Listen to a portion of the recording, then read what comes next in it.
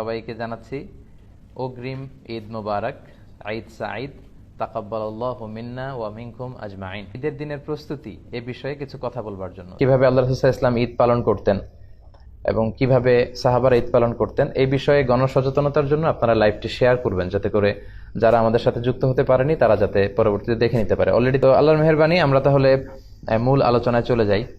সম্মানিত সুধী, সিয়াম পালন করা বা ঈদ পালন করা এ দুটোই কিন্তু মুন সাইটিং এর সাথে সম্পৃক্ত, অর্থাৎ চাঁদ দেখার সাথে সম্পৃক্ত।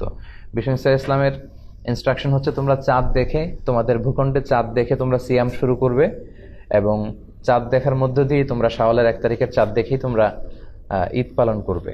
বুখারীর বর্ণনা, বিষ্ণু ইসলাম বলেছেন, সুমু লিরুইয়াতিহি ওয়া আফতিরু লিরুইয়াতি, অর্থাৎ চাঁদ দেখে তোমরা রমাদানের চাঁদ দেখে সিয়াম পালন শুরু করো, আর শাওয়ালের 1 তারিখের চাঁদ দেখে তোমরা ঈদ পালন শুরু করো। তো এজন্য এই মুন সাইটিং এর সাথে এটা একেবারে ওতপ্রোত জড়িত। কিন্তু এই বিষয়ে অনেক স্কলারদের বিভিন্ন মত আছে যে কিভাবে এটা তারা করবে, কিন্তু সবচেয়ে ভ্যালিড অপিনিয়ন হচ্ছে লোকাল মুন সাইটিং। আপনি যে দেশে আছেন ওই দেশের চাঁদ দেখে, ওই দেশের ধর্ম মন্ত্রণালয় যখন ঘোষণা করবে যে আজ ঈদ বা আজ থেকে রোজা, আমরা তখন থেকে এটা পালন করব। তো সেই হিসাবে আজকে মালয়েশিয়াতে আমরা বোধহয় 29তম রোজা পালন করছি এবং আগামীকাল হয়তো আমরা ঈদ পালন করব। এখন চাঁদের ঘূর্ণয়মান প্রক্রিয়া এবং অ্যাস্ট্রোনমি বা অ্যাস্ট্রোলজি, জ্যোতির্বিজ্ঞান এতটা উৎকর্ষতা সাধন করেছে যে মানুষ আগ থেকে এটা অ্যাজিউম করতে পারে। তো সেই হিসাবে মালয়েশিয়াতে, আমি তো অস্ট্রেলিয়াতে দেখলাম যে ওরা অ্যানাউন্স করেছে আগামীকাল ঈদ করবে। মালয়েশিয়াতেও হোপফুলি আজকে চাঁদ দেখা যাবে এবং আগামীকাল তারা ঈদ পালন করবে। তো ঈদ শব্দটা শুনলেই কেমন যেন একটা আনন্দ আনন্দ ভাব চলে আসে আর কি। ঈদ মানে আনন্দ, ঈদ মানে খুশি, ঈদ মানে শুভেচ্ছা বিনিময়, ঈদ মানে বন্ধুদের সাথে বেড়াতে যাওয়া, আত্মীয়দের সাথে যোগাযোগ করা, এই বিষয়গুলো একেবারে জড়িত। আসলে ঈদ শব্দটির 2টি অর্থ হয়ে থাকে। ঈদ শব্দের অর্থ যেমনি আনন্দ, আবার ঈদ মানে যেটা বারবার ফিরে আসে। আদা ইয়াউদু, আদা ইয়াউদু মানে যেটা বারবার আসে, বারবার ফিরে আসে। তো ঈদ হচ্ছে এমন একটি আনন্দ উৎসব যেটা বছরান্তে 2বার ফিরে আসে প্রতি বছর। এবং বিশেষ করে ঈদ উল ফিতরের বিষয়টা কিন্তু খুব বেশি আনন্দ ঘন, কারণ এটার জন্য আমরা 1 দিন 2 দিন 3 দিন করতে করতে প্রায় 29 বা 30টি দিন পর্যন্ত অপেক্ষা করি। এজন্য বিষ্ণু ইসলাম বলেছেন যে লিসাইমি ফারহাতান, ফারহাতুন ইনদা ফিত্রি ওয়া ফারহাতুন ইনদা লিকাই রাব্বি। যারা সিয়াম পালন করে তাদের জন্য 2টি আনন্দের বিষয়। এক হচ্ছে তারা যখন 29 দিন বা 30 দিন রোজা রেখে তারপরে শাওয়ালের 1 তারিখে যখন তারা খাবার গ্রহণের মধ্য দিয়ে ঈদ পালন করে, এটা একটা আনন্দ। আর দ্বিতীয় আনন্দ in the day of judgement, আখিরাতে সে আনন্দের জন্য আমরা অপেক্ষা করছি, সেটা হচ্ছে ইনদা লিকাই রাব্বিহি, মিটিং উইথ আওয়ার লর্ড, আমাদের প্রভুর সাথে সাক্ষাৎ, আল্লাহর সাথে সাক্ষাৎ। এই 2টা আনন্দ। আগামীকাল একটা আনন্দ আমরা করব, আবার আল্লাহর সাথে যখন সাক্ষাৎ হবে সেটা হবে আমাদের জন্য, একজন প্র্যাকটিসিং বিলিভার, প্র্যাকটিসিং মুসলিমের জন্য সবচেয়ে বড় আনন্দ যে আমরা আমাদের স্রষ্টার সাথে সাক্ষাৎ করব। তো এই ঈদটা হচ্ছে আমাদের the biggest carnival and festival of Muslim community. মুসলিম বিশ্বের সবচেয়ে বড় উৎসব, আনন্দ উৎসব বলা যায়, ধর্মীয় উৎসব বলা যায়, সবচেয়ে বড় কার্নিভাল, সবচেয়ে বড় ফেস্টিভ্যাল। এর চেয়ে বড় কোনো উৎসব কিন্তু গোটা মুসলিম বিশ্বে আর দেখা যায় না। আগামীকাল দেখা যাবে যে প্রায় 56টি মুসলিম দেশের অধিকাংশ দেশই ঈদ সেলিব্রেট করছে। অল্প কয়েকটি দেশ হয়তো তার পরের দিন ঈদ সেলিব্রেট করবে। তো ঈদের এই আনন্দ বা ঈদ উদযাপনের ইতিহাসটা কোত্থেকে শুরু হলো, আমরা যদি সেখান থেকে একটু শুরু করি তাহলে মুসনাদে আহমদ ইবনে হাম্বলের একটা হাদিসকে কোট করা যায়। আনাস ইবনে মালিক রাদিয়াল্লাহু আনহু, খাদিম রাসূলুল্লাহ, তিনি বর্ণনা করেছেন যে রাসূল সাল্লাল্লাহু আলাইহি ওয়াসাল্লাম যখন মক্কা থেকে মাইগ্রেট করে মদিনায় আসলেন, এসে দেখলেন যে আউস খাজরাজের লোকেরা তারা বছরের 2টি দিনে খুব আনন্দ উৎসব করে, খেলাধুলা করে। তো রাসূল সাল্লাল্লাহু আলাইহি ওয়াসাল্লাম তাদের জিজ্ঞেস করলেন, মা হাদান আল ইয়াউমান, এই 2টি দিন এগুলো কিসের দিন?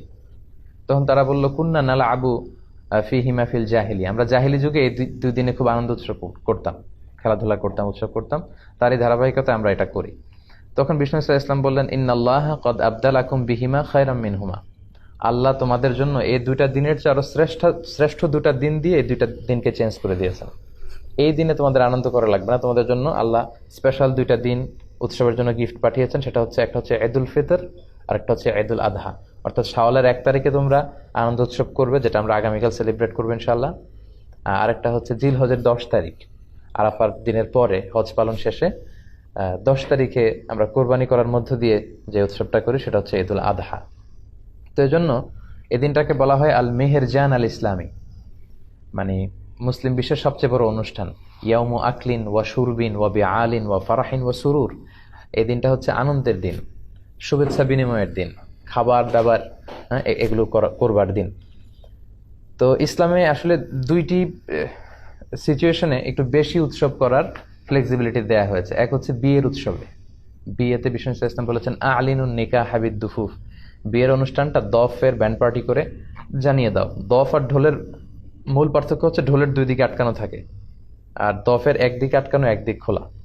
এবং বিষ্ণু মক্কা থেকে মদিনায় হিজরত করে এসেছেন, মদিনাবাসীরা সানিয়াতুল ওয়াদা নামক জায়গায় দফ নিয়ে বিশ্বনবীকে ওয়েলকাম করেছেন আর পড়েছিলেন তলা আল বাদরু আলাইনা মিন সানিয়াতুল ওয়াদা।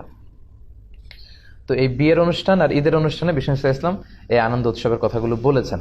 আমরা যদি সহিহ বুখারীর একটি ন্যারেশনকে এখানে কোট করি, আমরা দেখবো যে বিষ্ণু ইসলাম ঈদের দিন মসজিদে নববীর পাশে সুদানি, মানে কালো রঙের যে সাহাবারা, কালো চামড়ার, তাদেরকে খেলাধুলা করার পারমিশন দিয়েছেন। কেন? ইমাজিন, মসজিদে নববী, one of the holy mosque in Islam, মসজিদে নবীর পাশে তারা তীর দিয়ে, বল্লম দিয়ে তারা খেলাধুলা করছিল। তো তখন মা আয়েশাকে বিষ্ণু ইসলাম জিজ্ঞেস করলেন, তাস্তাহিন তানজুরিন, আয়েশা তুমি কি খেলা দেখতে চাও? মা আয়েশা বললেন, হ্যাঁ দেখতে চাই। তো বিশ্বনবী তো দেখতে পারবেন, কিন্তু মা আয়েশা তো পর্দা করে যেতে হবে।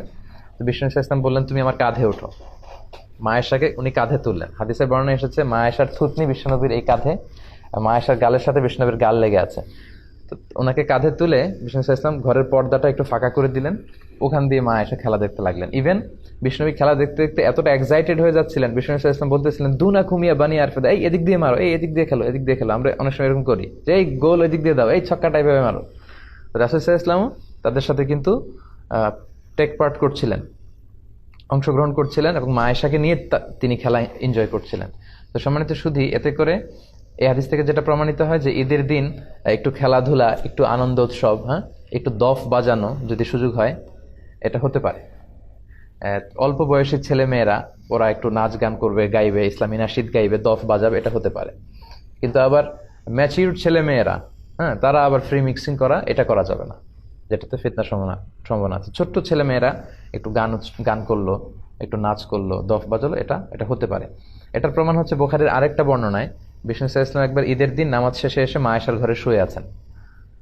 তখন আনসারি দুটো ছোট্ট মেয়ে দফ নিয়ে এসে বোয়াজ যুদ্ধের নাশিদ গাচ্ছিল। বোয়াজ হচ্ছে আউস এবং খাজরাজ গোত্রের মধ্যে সর্বশেষ যে যুদ্ধটা হয়, তো ওই যুদ্ধের কবিতার গানগুলো তার গাচ্ছিল আর দফ বাজাচ্ছিল। ঠিক ওই মুহূর্তে আবু বকর ঘরে ঢুকে পড়লেন। সেদিন আবু বকর ঢুকে উনি খুব রেগে গেলেন, রেগে ছোট্ট মেয়ে দুটার ঘর থেকে বের করে দিবেন এরকম একটা অবস্থা। বিষ্ণু ইসলাম বললেন, দা আহু ইয়া আবু বকর, ছেড়ে দাও না, রাখো। আবু বকর কিছু বলো না, কারণ ইন্না লিকুল্লি কওমিন ঈদ ওয়া হাযা ঈদুনা, সব জাতির একটা আনন্দের পর্ব থাকে, উৎসব থাকে, আর আজকের দিনটা আমাদের আনন্দের দিন। তো মা আয়েশাকে নিয়ে খেলা দেখা, বল্লম খেলা, তীর খেলা দেখা, এবং এই যে ছোট্ট বাচ্চা দুটোকে দাফ বাজানোর পারমিশন দেয়া, এই হাদিসগুলো কিন্তু প্রমাণ করে যে ঈদের দিনে একটু খেলাধুলা, একটু আনন্দ উৎসব, শুভেচ্ছা বিনিময়, এটা করা যেতে পারে এবং এটা করাই উচিত। তো সম্মানিত সুধী, আমরা একেবারে রমাদান কাটাতে কাটাতে একেবারে শেষ পর্যায়ে চলে এসেছি। আজকে এখানে আমরা 29টি রমাদান কাটাচ্ছি। আমরা আল্লাহর কাছে কামনা করি যে আমরা এই রমাদানে যে ইবাদতগুলো করলাম, আল্লাহ যেন সেগুলো কবুল করে। তো এই পর্যায়ে আমি আপনাদের সাথে শেয়ার করতে চাই যে ঈদের দিনের সুন্নাহগুলো কি, এটিকিউটস অফ ঈদ কি। ঈদ আসলে, বিশেষ করে যেহেতু ঈদুল ফিতর সামনে আমাদের আগামীকাল, ঈদুল ফিতর আসলে সাহাবারা কি করতেন, আল্লাহ রাসূল কি করতে বলেছেন, সেদিকে আমরা যাই। ঈদুল ফিতরের সর্বপ্রথম যে কথা সেটি হচ্ছে তাকবীর, তাকবীর দেওয়া। বিষ্ণু বলেছেন, ওয়াজাইয়িনু আ'য়াদাকুম বিত-তাকবীর, তোমরা তাকবীর দিয়ে ঈদের সৌন্দর্যকে বাড়াও। তার মানে ঈদের সাথে কিন্তু তাকবীরের একটা ওতপ্রোত সম্পর্ক আছে। এবং আল্লাহ বলছেন, ওয়ালিতুকমিলুল ইদ্দাহ, রোজার আয়াতের পরে আল্লাহ বললেন তোমরা রোজার 29 দিন বা 30 দিন রোজা পালন করবে।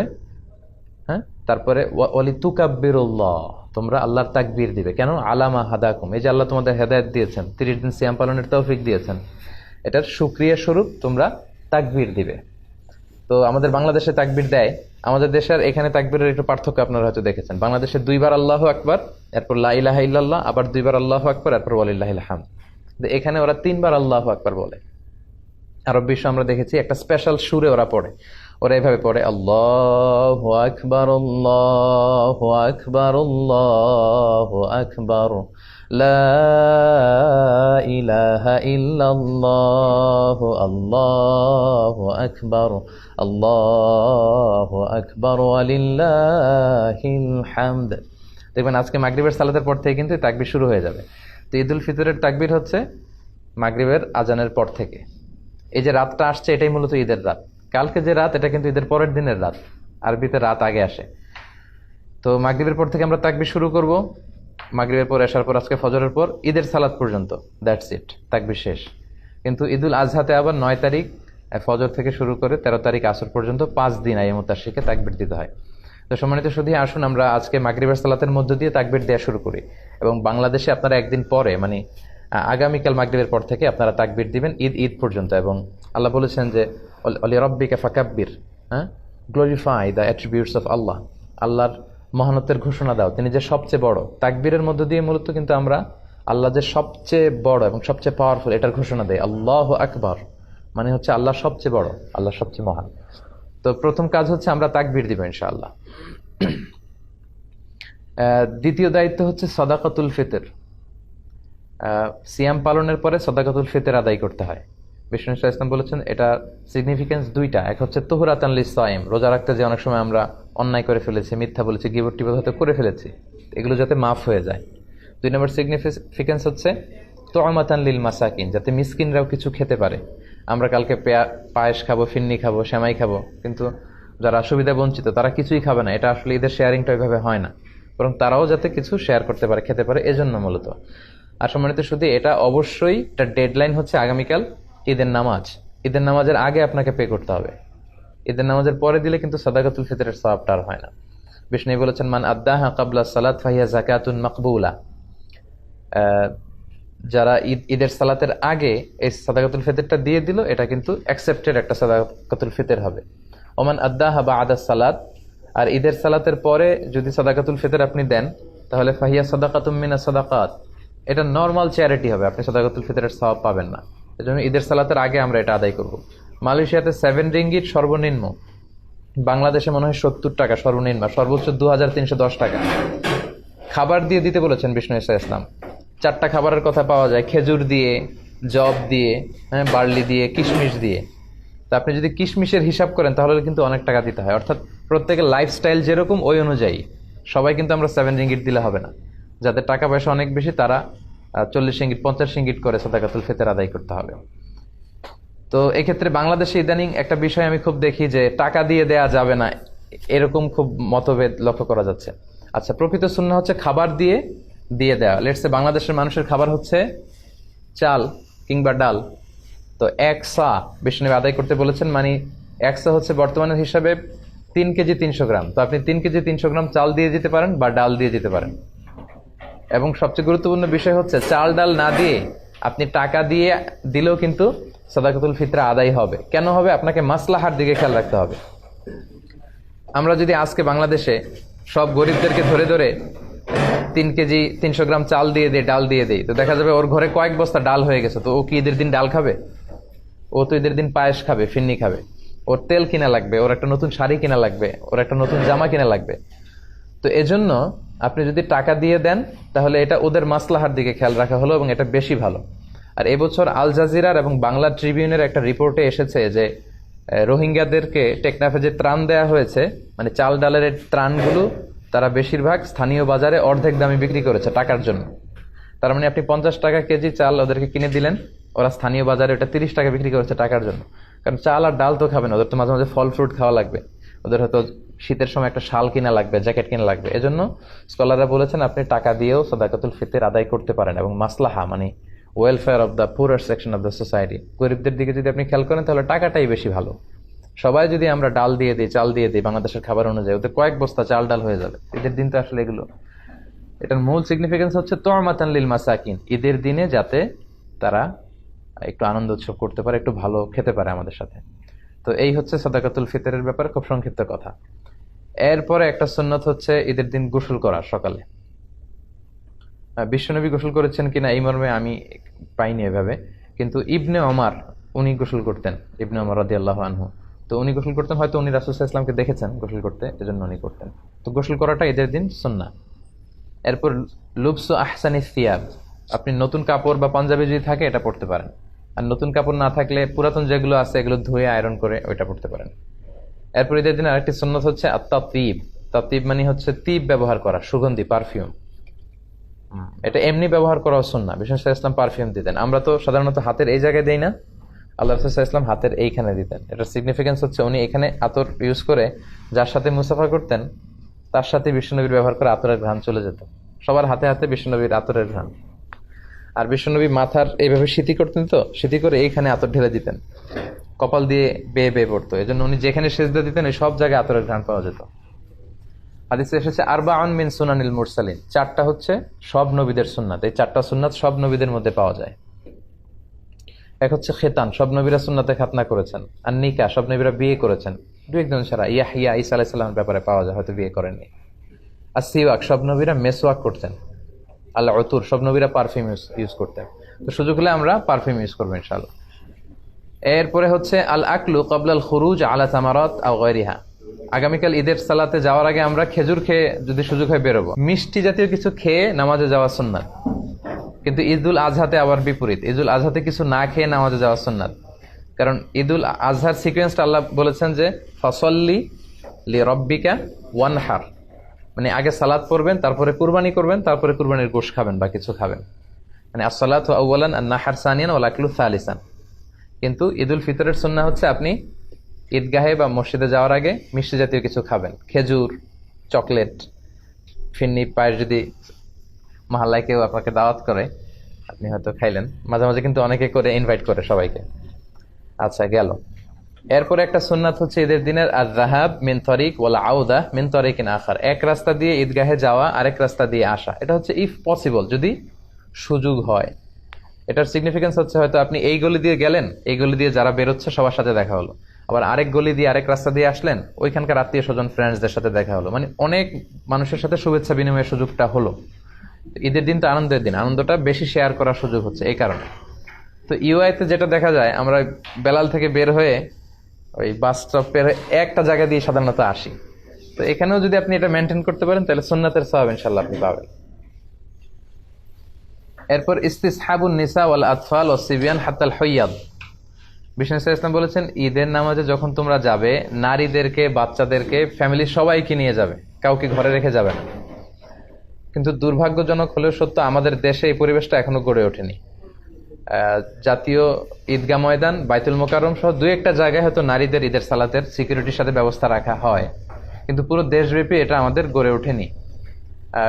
সচেতনতার অভাবে আমাদের স্কলাররা মনে করেন যে ফিতনা হবে। ঈদের 2-3 দিন আগে শপিং মলগুলোতে হাঁটা যায় না নারীদের কারণে। তারপর রাস্তাঘাটে, তার পয়লা বৈশাখে আমাদের বোনরা ঠিকই সেলিব্রেট করে, বাট ঈদের ক্ষেত্রে কিন্তু ওনাদের বঞ্চিত করা হয়, বলা যে মসজিদে যাওয়া যাবে না, ফিতনা হবে। তো এটার ব্যাপারে সচেতনতা দরকার এবং তাদেরকে একটা সুন্দর সিকিউর প্লেস করে দেওয়া দরকার যাতে করে তারা যেতে পারে। বিশ্বনবী এটাকে এত গুরুত্বপূর্ণ বলেছেন, বিশ্বনবী বলেছেন হাত্তাল হুইয়াদ, মেনস্ট্রুয়েশনাল পিরিয়ড চলছে যে নারীদের, মাসিক, তারাও যাবে। কারণ তারা এটা থেকে বঞ্চিত হবে কেন? কারণ এত বড় গ্যাদারিং বছরে হয় 2টা, তখন খতিব সাহেব মুসলমানদের বিভিন্ন ক্রাইসিস, সমস্যা, সম্ভাবনা নিয়ে কথা বলবে, মোটিভেশনাল কথা বলবে, আমাদের মুসলমানদের কি সমস্যা যাচ্ছে, কি ক্রাইসিস আমরা পার করছি, হ্যাঁ, এই বিষয়গুলো নিয়ে বাৎসরিক একটা মোটিভেশনাল কথা ইমাম বলবেন। তো এটা থেকে যদি আমাদের বোনেরা বঞ্চিত হয় তাহলে উম্মাটিক ডেভেলপমেন্টটা আমরা করবো কিভাবে? তো সবাইকে একসাথে করতে হবে, সবাই। এজন্যই বিশ্বনবী বলেছেন যে পিরিয়ড যাদের চলবে ওই নারীরাও আসতে হবে। এক মহিলা সাহাবী বললেন, ইয়া রাসূলুল্লাহ, আমাদের অনেকের হেজাব নেই, জেলবাব নেই, আমরা কিভাবে যাব? আল্লাহ রাসূল বললেন, তোমাদের যেই বোনের 2-3টা জেলবাব আছে তাদের কাছ থেকে বড় করে নিয়ে যাবা, যাদের 3টা আছে অন্যদেরকে ধার দিবা, নামাজের পরে আবার তোমাকে দিবে, তারপরেও আসবে।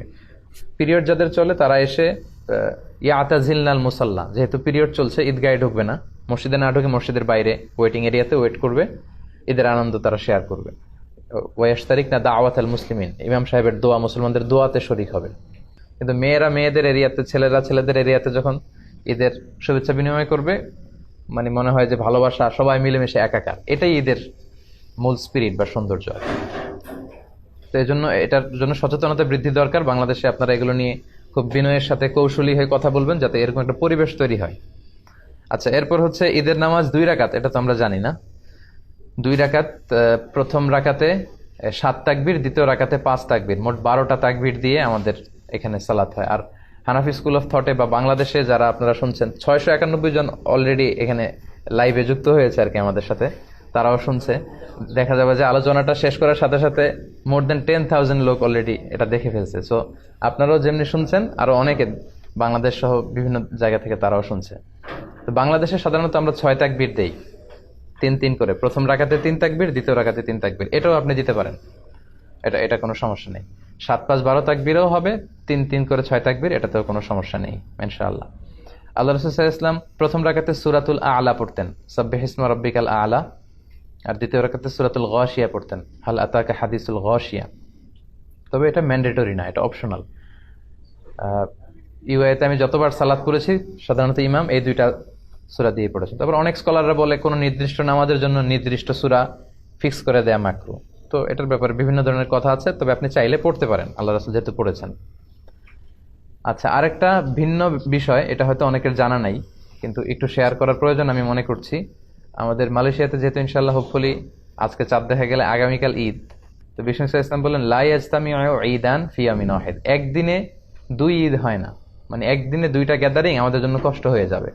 এজন্য বিষ্ণু সাল্লাল্লাহু আলাইহি ওয়াসাল্লাম বলেছেন জুমার দিনে যদি কখনো ঈদ হয় আর ঈদের নামাজে যদি কেউ অংশগ্রহণ করে, তখন জুমার নামাজটা তার জন্য আর ওয়াজিব থাকে না, ওটা সুন্নাহ হয়ে যায়। রুকসা দিয়েছেন, ফ্লেক্সিবিলিটি আছে আর কি। লেটস সে আগামীকাল সকাল 7টায়, এই 7টার সময় সকালে 8-10 হাজার মানুষ এখানে অ্যাসেম্বলি করবে, এটা কি অন্য কোনো দিন সম্ভব ছিল? ঈদের কারণে সব স্কেডিউল আকপিস করে সবাই এখানে জড়ো হবে। আবার ঠিক দুপুর 12টায় এই 10-15 হাজার লোক আবার একত্রিত হওয়াটা কিন্তু আসলেই অনেকের শিডিউলের সাথে কষ্টকর।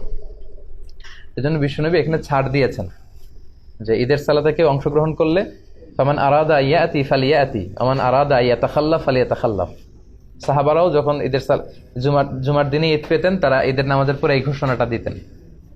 তবে জুমার সালাত যেহেতু অনেক গুরুত্বপূর্ণ একটা সালাত, ইবাদত, অনেক ভার্চু আছে এর মধ্যে, তো আমরা ইনশাআল্লাহ শরীক হব। তবে আপনাদের যদি কারো কোনো খুব জরুরি কাজ পড়ে যায়, এই ফ্লেক্সিবিলিটি চাইলে কেউ গ্রহণ করতে পারবেন।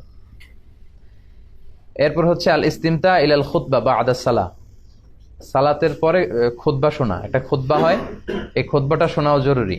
আর এই খুতবাগুলোকে আরো কনস্ট্রাকটিভ ওয়েতে, আরো ইফেক্টিভ ওয়েতে করা দরকার। যেটা আমি বলছিলাম যে বছরের the biggest carnival and festival of Muslim উম্মাহ, প্রায় 56টা দেশ একসাথে এইটা সেলিব্রেট করবে। সো আমাদের মুসলমানদের ক্রাইসিস, আমাদের সম্ভাবনা, আমাদের সমস্যা, এই সবগুলো কিন্তু জুমার খুতবায় একজন খাতিব ইনস্ট্রাক্ট করবে তার সারমনে। সো এটাকে এই স্পিরিট থেকে নিয়ে যদি আমরা খুতবাগুলো কাজে লাগাই, তাহলে কিন্তু সচেতনতাও বাড়বে। কারণ এত মানুষের গ্যাদারিং আসলে এত সহজে পাওয়া যায় না। এজন্য আমরা জুমার খুতবা শোনার চেষ্টা করবো ইনশাল্লাহ। এটা শোনা হচ্ছে সুন্নাহ। আচ্ছা, খুতবার পরে কি হয়? কোলাকুলির পর্ব। আচ্ছা, খুতবার পরে হচ্ছে শুভেচ্ছা বিনিময়। সাহাবারা শুভেচ্ছা বিনিময় করার ক্ষেত্রে ওনারা পড়তেন তাকাব্বালাল্লাহু মিন্না ওয়া মিনকুম আজমাইন, আল্লাহ আমার থেকে, তোমার থেকে, আমাদের সবার থেকে কবুল করে নিক। কি কবুল করে নিক? এই যে 29টা বা 30টা রোজা যে রাখলাম, ইবাদত করলাম, কিয়ামুল লাইল করলাম, কোরআন খতম করলাম, এসব ইবাদতগুলো আল্লাহ কবুল করে নিক। সহিহ সুন্নায় এই দোয়াটা পাওয়া যায়, এটা আমরা বলতে পারি। এটা ছাড়াও আমাদের দেশে আমরা যেটা বলি ঈদ মুবারক, এটাও অনেক সুন্দর। আরব বিশ্বে বলে ঈদ সাঈদ। হ্যাঁ, তোমার দিনটা, ঈদটা শুভ হোক, আনন্দময় হোক, এদের মতো অনাবিল সুখ শান্তিতে সারা বছরটা তোমার কাটুক। এগুলো যে আমরা বলি কুল্লা আম ওয়া আনতুম বিখাইর, এটাও বলা যাবে। এক্ষেত্রে ইদানিং অনলাইনে দেখি অনেকেই বলে যে তাকাব্বালাল্লাহু মিন্না ওয়া মিনকুম ছাড়া কিছু বলা যাবে না। না, এত রিজিড হওয়াটা আসলে ঠিক না। খেয়াল রাখবেন, একটা হচ্ছে রিলিজিয়ান আর একটা হচ্ছে কালচার। ধর্ম আর কালচার দুইটাকে গুলিয়ে ফেলা যাবে না। আল ইসলামু লা ইয়ামনাউ আনিল আখদি আন আইয়ি শাইইন জাদিদ মা লাম ইখালিফ রূহাদ-দ্বীন। কোন দেশের তাদের ব্যক্তিগত কালচারে যদি কোনো ভালো জিনিস থাকে, ইসলাম সেটাকে উঠিয়ে দেয় না, ওটাকে এপ্রিসিয়েট করে। সো আমাদের বাঙালি মুসলমানদের কিছু আলাদা কালচার থাকতে পারে, যেটা হয়তো চায়নার উইগুর মুসলিমদের সাথে মিলবে না। চায়নার মুসলিমদের সাথে হয়তো মালয় মুসলিমদের অনেক ব্যক্তিগত কালচার থাকতে পারে, দেশীয়, এটা হয়তো মিলবে না। ইউরোপের মুসলমানদের হয়তো তাদের লোকালিটিতে কিছু কালচার থাকতে পারে, এটা হয়তো আমাদের সাথে যাবে না। এই সবগুলো কালচার যদি ইসলামের সাথে কন্ট্রাডিক্ট না করে, আমরা এগুলো নিতে পারি। আমাদের বাংলাদেশে ঈদ মুবারক বললে আমরা যে ভালোবাসাটা আসে, অন্য কোনো শব্দ দিয়ে আমরা এটা বলতে পারবো না। মানে ঈদ আসবে, ঈদ মুবারক বলবো না, এটা অসম্ভব। সো ঈদ মুবারক, ঈদ সাঈদ, এই জাতীয় যে কোনো সুন্দর সুন্দর শুভেচ্ছা বানিয়ে আপনি শেয়ার করতে পারেন। এতে কোনো সমস্যা নেই ইনশাআল্লাহ। এরপর অনেক স্কলাররা বলেছেন যে ঈদের দিনে কবর জিয়ারত করা মাকরুহ। তবে কারো যদি রীতিমতো অভ্যাস থাকে যে তিনি প্রতিদিনই করেন বা প্রায়ই করেন, সেক্ষেত্রে তারা বলেছেন সমস্যা নেই। তারা বলেছেন আনন্দের দিনে এরকম কষ্ট রিসিভ না করতে। তারা বলেছেন তাখসিসু জিয়ারাতিল কুবুর বিল আয়াত, কেউ যদি ঈদের দিনের সাথে কবর জিয়ারতকে খাস করে তাহলে এটা মাকরুহ হবে। কিন্তু লাউ ইয়াজুরু কা আদাতিন ফালা বা'সা ফি, ইন জেনারেলি কেউ কবর জিয়ারত করলে এটাতে তেমন কোনো সমস্যা নেই। সর্বশেষ কথা, আজকে হচ্ছে রমাদানের শেষ দিন। হ্যাঁ, আজকে মাগরিবের পর থেকে কি হবে, শাওয়ালের 1 তারিখ শুরু হবে ইনশাআল্লাহ। তো এই শাওয়ালেও কিন্তু কিছু সিয়াম আছে সম্মানিত ভাইয়েরা, এটাকে বলে শাওয়ালের 6 রোজা। এবং আমাদের এই যে ইসলামাইজেশন কমিটির ভাইয়েরা প্রতি বছরই তারা অ্যারেঞ্জ করে, যারা আপনারা চান রাখতে পারবেন। আবু আইয়ুব আল আনসারি রাদিয়াল্লাহু আনহুর বর্ণনা একটা হাদিস এসেছে, আল্লাহ রাসূল বলেন, মান সামা রমাদানা সুম্মা আতবাআহু সিত্তাম মিন শাওয়ালিন কানা কাসিয়ামিদ দাহর। যে রমজানের রোজা রাখলো, তারপরে আরো 6টি রোজা রাখলো শাওয়াল মাসে, তাহলে সে যেন পুরো বছর ব্যাপী রোজা রাখলো।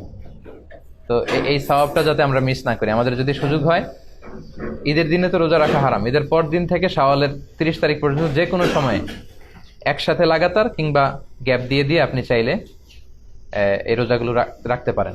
আর অনলাইনে যারা আলোচনাটি শুনেছেন, আপনারা শেয়ার করে দিয়ে ঈদের ব্যাপারে সচেতনতা বৃদ্ধি আপনারা করতে পারেন। আপনারা সবাই ভালো থাকবেন, সুস্থ থাকবেন। সবাইকে আবারও অগ্রিম ঈদের শুভেচ্ছা জানিয়ে শেষ করছি। ঈদ মোবারক, ঈদ সাঈদ, কুল্লা আম ওয়া আনতুম বিখাইর, তাকাব্বালাল্লাহু মিন্না ওয়া মিনকুম আজমাইন। আসসালামু আলাইকুম ওয়া রাহমাতুল্লাহি তাআলা ওয়া বারাকাতুহু।